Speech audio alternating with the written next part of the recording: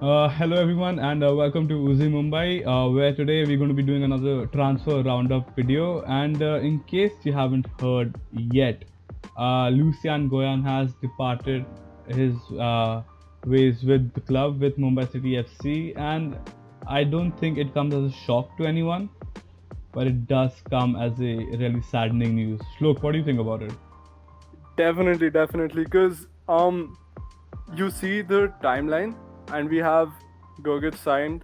There's Exactly. some time, and then Goyan leaves.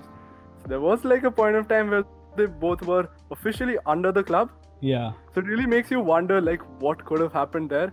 Because generally, what you would have is a player departing, and then you scout or whatever, and then you sign. Yeah. So this is like a bit off, and I don't think Gogic would be better than Goyan, and even like Goyan has like that feel good factor, right? He is like the talismanic player that Exactly. everyone knows about. He's that leader, right? So it's just like it is a loss in a sense. Like it's heartbreaking, and I think like in terms of quality as well on paper, right? Yeah. It is a loss. I don't see how Gergic is an upgrade on Goyan. No offense to Gergic, and he is contracted to Mumbai, so we always support our own. But the thing is, Gergic was caught lacking quite a bit last year. Even if you see the Mumbai City game against Northeast, I think the away game where we did score, Gergic is caught lacking. He isn't the best aerially, he isn't the best going forward or as a ball playing centre back, which Goyan absolutely was. And I just, for everyone's sake, I just hope it works. But the fact that we got Gergic before Goyan departed, it does seem off, as you said. And the fact that what could have happened, the behind the scenes of the transfers, we don't know. It just really gut wrenching. That, and it's just like it's disappointing because Absolutely. even Goyan is disappointed. He felt that he should have been treated better. Yeah. And it doesn't hurt to give him another season. He wanted to retire here, and that would be insane. The one thing he made sure we all knew is that how much he loved the club, and he, every time we'd meet him at the airport, we go to meet him at trainings or the other practice matches, and he will always remind us that this club is everything to him. And I think in the second season itself, he told us, "I want to retire here. I want to finish my career at Mumbai City FC." And how many international players can you name who'd come up in ISL have that sort of loyalty for the club, which they usually actually have no historic or no sentimental connection to before signing for the club? Yeah, He was you just don't get that over here. Yeah. Exactly, he was Like, one of a club kind. legends, as they are, they're a rarity in the ISL, Exactly. and like a foreign one even more so. Yeah, for us, even though he hasn't played 100 plus games, or he hasn't played, he hasn't won us all the trophies in the world, for us, he is a club legend. And that might sound a bit, a player that's only played 50 odd games. For us, it's not the number of games, it's the sentimental value and the passion he brought on the pitch, which is And you unparalleled. look at the ISL, right? It doesn't have as many games in a season as foreign leagues. So Exactly. 50 plus games is kind of a big deal. Absolute. I mean, it's gut wrenching, it's heartbreaking, and I just hope for everyone's sake, Gergic is the perfect replacement, if not better. But there is a certain void of captaincy and the connect between the Indian and foreign players that is Yeah. lacking. It's like that leader in the back line that Absolutely. plays. And he's gone.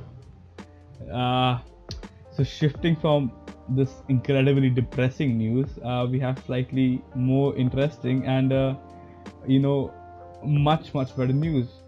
Yeah. If I'm sorry about that, by the way. So if you have been following Sony Norde and you have been seeing his Instagram activity, you must be wondering, well, wait a minute, something is off here. Why is he going around suddenly having this massive appreciation spur for Mumbai City FC? Yeah, like we saw him change his profile photo, Yeah, I think and then we saw him put up a video of his highlight reel with Mumbai. exactly, and And he's left Mohan Bagan, by the way. he So within the span of 4 days, he changed his profile picture to back to the Mumbai City FC one.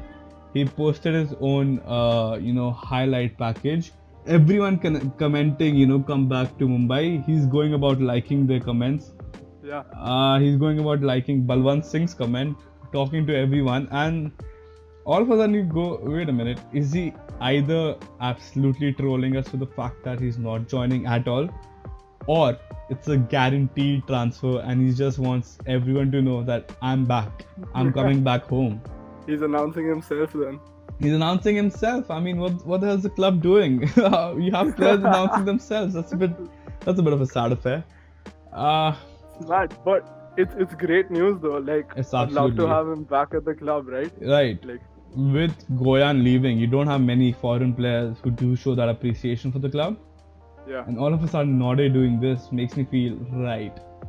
He does maybe sort of fill that void of international players who love and breathe this club. But it raises questions as well as to how he's going to fit in the system. Yeah, absolutely. And I mean, probably how Diego Carlos, would he play beside him? Would he play, as second fiddle? Exactly. Like, what's going on? Is it going to be a change in tactics? Yeah, is it going to be a Mirabahe, Bastos situation all over again, where one of them has an off day, you have a quality winger, right, raring to go and prove himself, or like a super sub kind of thing, or a super sub. He fills in quite a few voids that we have from last season. The first void being the foreigner who loves the club and he breathes the club. That Goian has absolutely left. Second, we haven't had a really great attacking midfielder, someone who plays as a number 10 ever since Leo Costa did depart his ways with the club. And he has the ability to play there and he's excellent at playing there. So that is another void he fills. Third void. So it really raises the question, right? Like, could there be a change in formation now? Could there be a change in formation? Absolutely. I mean, you look at Isoko. Isoko's gone. He replaces him in terms of pace and maybe is a massive upgrade on his dribbling. He is a much better dribbler than Isoko. Isoko was quick. And a creator. He has some excellent assists on him. If you look at the assist against Minerva Punjab, where he, waits and holds the ball till Didika gets into a proper position to be passed into, and then he plays that kind of like a faint ball through to the opposite end. It's fantastic.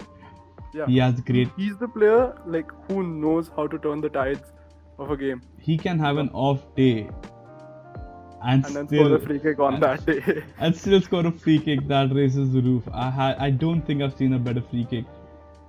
And it's not just a one-off thing. He does score some brilliant free kicks. It's amazing.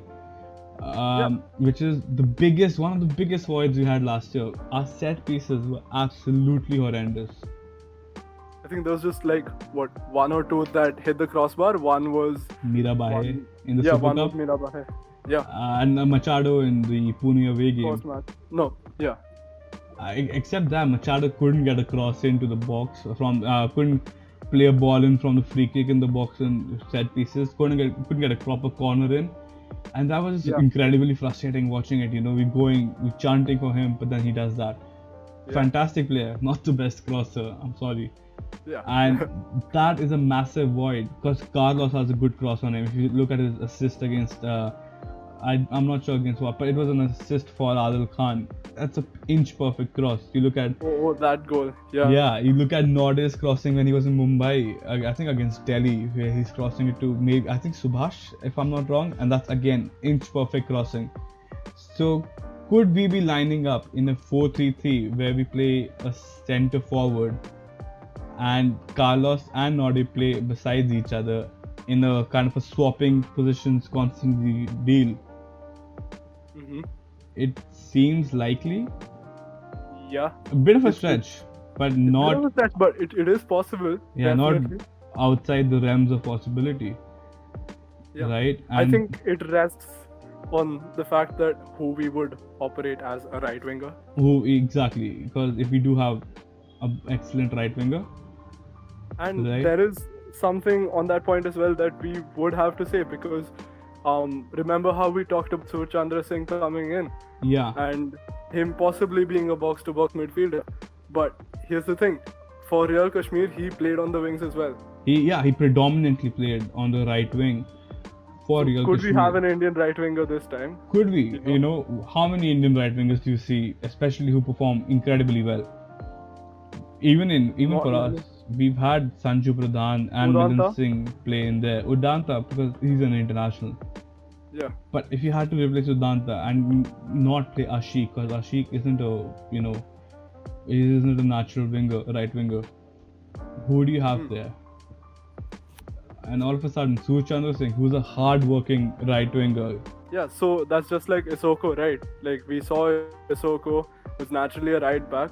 He brought the ball back from the defense all the way up to the opposition's half by himself. So Surchandra could possibly do that. Maybe not as quickly, but he could do that. Yeah. He has, he is very good in his defensive attributes. He is very good in finding the box. Crossing may not be his strongest ability, but if we do see a formation change, I can see Surchandra Singh being an absolute starter and become a big name for not only Mumbai City FC but maybe for Indian football. Yeah. Honestly, I just hope it works out for Surchandra Singh because I really rate him as a player and I really like him. Yeah, it'd be a shame to just see him drop down to be one of rotation players or like a backup. Exactly.